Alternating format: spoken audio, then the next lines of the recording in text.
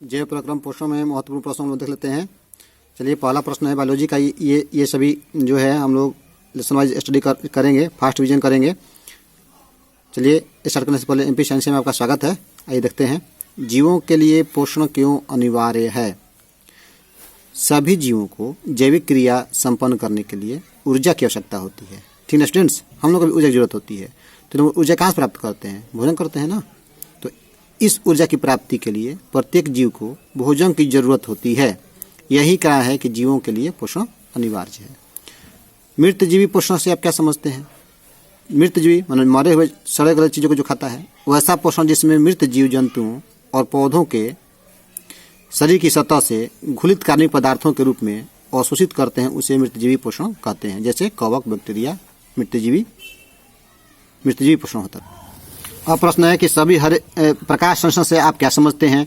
तो देखिए स्टूडेंट्स, जो सभी हरे पेड़ पौधे होते हैं ना, जो पत्तियां होती हैं उनकी, जिसमें क्लोरोफिल होता है, तो सूर्य के प्रकाश की उपस्थिति में ये जड़ से जल लेकर अपना भोजन बनाती है। इसी को कहते हैं प्रकाश संश्लेषण। देखते हैं, सभी हरे पेड़ पौधे सूर्य के प्रकाश की उपस्थिति में वायुमंडल से CO2 तथा जमीन से जल लेकर के क्लोरोफिल में अपना भोजन संश्लेषण करते हैं, भोजन बनाते हैं, जिससे कार्बोहाइड्रेट बनता है। इस प्रक्रिया को प्रकाश संश्लेषण कहते हैं। रिएक्शन है 6 CO2 12 H2O, सूर्य का प्रकाश chlorophyll C6H12O6 plus 6 H2O plus 6 O2 मुक्त होता है। अब प्रश्न चलिए दूसरा पढ़ देखते हैं, श्वसन। श्वसन किसको कहते हैं मालूम है आप स्टूडेंट्स? जिस विधि के द्वारा जीवों को ऊर्जा की प्राप्ति होती है, ग्रहण किए गए भोजन का ऑक्सीडेशन होता है, एटीपी के रूप में ऊर्जा मिलता है, CO2 H2 को बाहर निकाल देता है। ठीक ना, श्वसन कहते हैं उसको। तो चलिए प्रश्न को देख लें। इनमें समानता किसका उपयोग कोशिका में श्वसन, कोशिका द्वारा ऊर्जा उत्पादन के लिए होता है? तो ग्लूकोज होगा। पौधा में किस क्रिया के द्वारा बाहरी वातावरण से ऑक्सीजन को कोशिकाओं को पहुंचता है? तो विषण होगा। मनुष्य के ट्रैकिया में पाए जाते हैं उपास्थि के बने पूर्ण बल है। इसमें ऑप्शन नहीं दिए, डायरेक्ट है। श्वसन क्रिया में खाद्य पदार्थ का क्या होता है? विघटन होता है। अवायवीय श्वसन के किस भाग में होता है? तो इतना कोशिका द्रव में होता है। मनुष्य में सांस लेने और छोड़ने की क्रिया को क्या कहते हैं? श्वासोच्छ्वास कहते हैं। पौधा में गैसों के आदान प्रदान के लिए क्या बना होता है? तो रंध्र बना होता है। निश्वास द्वारा निकली वायु में क्या रहती है? तो CO2 रहती है। इस प्रकार से टिपिकल प्रश्न को हम देख लेंगे।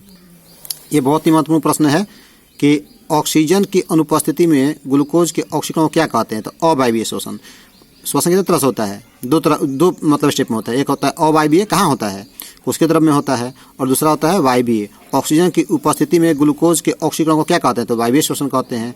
वायवीय श्वसन कहाँ होता है? माइटोकॉन्ड्रिया में होता है। ऊर्जा किस रूप में मिलता है? एटीपी के रूप में मिलता है। एटीपी का फुल फॉर्म क्या होगा? एडेनोसिन ट्राइफॉस्फेट होगा। अगला महत्वपूर्ण प्रश्न है कि जैव कोशिका में रासायनिक ऊर्जा का सार्वजनिक वाहक क्या कहलाता है? तो एटीपी कहलाता है, एडेनोसिन ट्राइफॉस्फेट। कोशिकीय ईंधन किसे कहते हैं? तो ग्लूकोज को कहते हैं। चलिए पहला प्रश्न देखते हैं शॉर्ट में, श्वसन दूसरा चैप्टर का। श्वसन की परिभाषा लिखें। सभी सजीवों में संपन्न होने वाली वैसी जटिल और लंबी प्रक्रिया जिसमें ग्रहण किए गए भोजन का कोशिका के माइटोकॉन्ड्रिया में ऑक्सीकरण के फलस्वरूप CO2 H2O और ATP ऊर्जा बनता है और CO2 H2O को शरीर से बाहर निकाल दिया जाता है तथा ATP ऊर्जा का उपयोग होता है, तो उसे हम श्वसन कहते हैं। अब एक संपूर्ण श्वसन की प्रक्रिया को समीकरण से दर्शाइए। तो C6H12O6 प्लस 6 O2 एंजाइम पाचक रस टूटेगा, 6 CO2 प्लस 6 H2O और ATP प्लस ऊर्जा मिलेगा। तो ये हो गया समीकरण।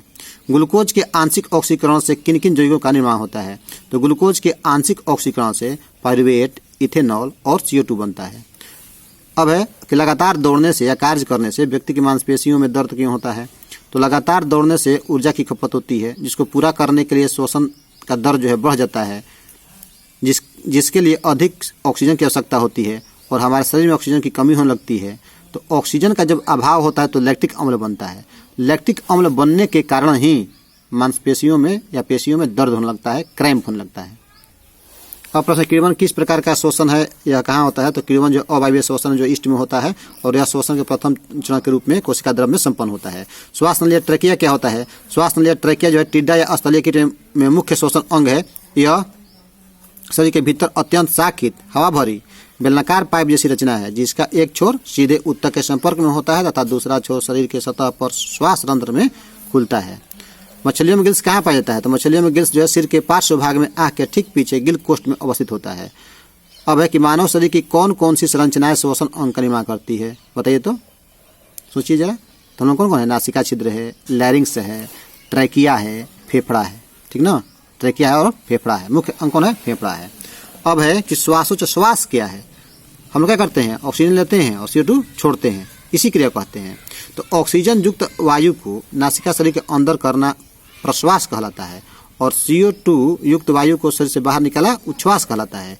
तथा इन दोनों क्रिया को जब सम्मिलित करते हैं, मिलाते हैं, तो उसे हम श्वासोच्छ्वास कहते हैं। अब है कि अवायवीय अवायवीय श्वसन में अंतर करना है।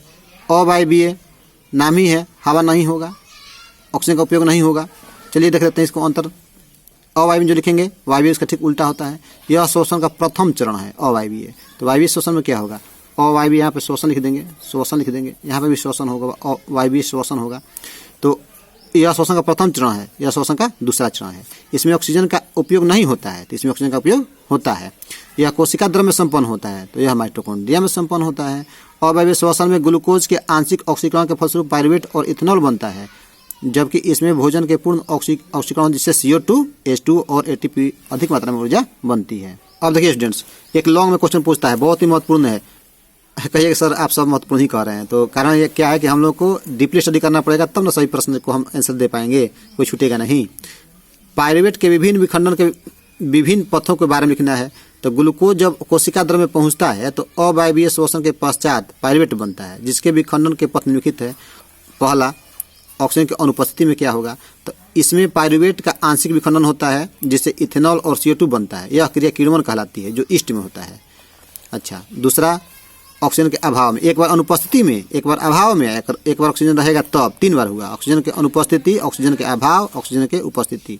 अब देखिए ऑक्सीजन के अभाव में क्या होता है? इसमें पायरुवेट से लैक्टिक अम्ल का निर्माण होता है, जिससे संचय से हमारे पेशियों में दर्द होने लगा। लगातार काम करते हैं ना, तो ऑक्सीजन का अभाव होता है, तो लैक्टिक अम्ल बनता है। अब है ऑक्सीजन की उपस्थिति में क्या होगा? तो यह क्रिया माइटोकॉन्ड्रिया में संपन्न होती है, जिससे पायरुवेट का पूर्ण ऑक्सीकरण होता है, जिससे CO2, H2 और ATP ऊर्जा बनता है। इस प्रकार से ये हो जाएगा। हाँ, अगला प्रश्न है कि श्वसन एवं श्वासोच्छ्वास अथवा सांस लेना के बीच में क्या विभेद है? तो श्वसन एवं श्वासोच्छ्वास में निम्नलिखित अंतर है। इसको सांस लेना ही बोलते हैं इसको। तो श्वसन है, यह लंबी और जटिल प्रक्रिया है, जिसमें ग्रहण किए गए भोजन का ऑक्सीकरण के फलस्वरूप ऊर्जा की प्राप्ति होती है। और यह क्या होती है? छोटी प्रक्रिया है, जिसमें ऑक्सीजन युक्त हवा को शरीर के अंदर तथा CO2 युक्त वायु को शरीर के बाहर किया जाता है। दूसरा अंतर देखिए कि इसके 2 चरण अवायवीय श्वसन एवं वायवीय श्वसन है, जबकि इसका 2 अवस्था होता है, प्रश्वास और उच्छ्वास। इसमें ऊर्जा की प्राप्ति होती है श्वसन में, जबकि श्वासोच्छ्वास में ऊर्जा का खर्च होता है, ह्रास होता है। श्वसन में श्वासोच्छ्वास शामिल है, जबकि श्वासोच्छ्वास में श्वसन शामिल नहीं है। चलिए अब देखते हैं तीसरा पाठ, परिवहन। परिवहन मतलब क्या होता है? कि जीवन पदार्थों के परिवहन की परिभाषा लिखना है। तो उपयोगी पदार्थों का उनके मूल स्रोतों से शरीर के प्रत्येक कोशिका तक पहुंचाने तथा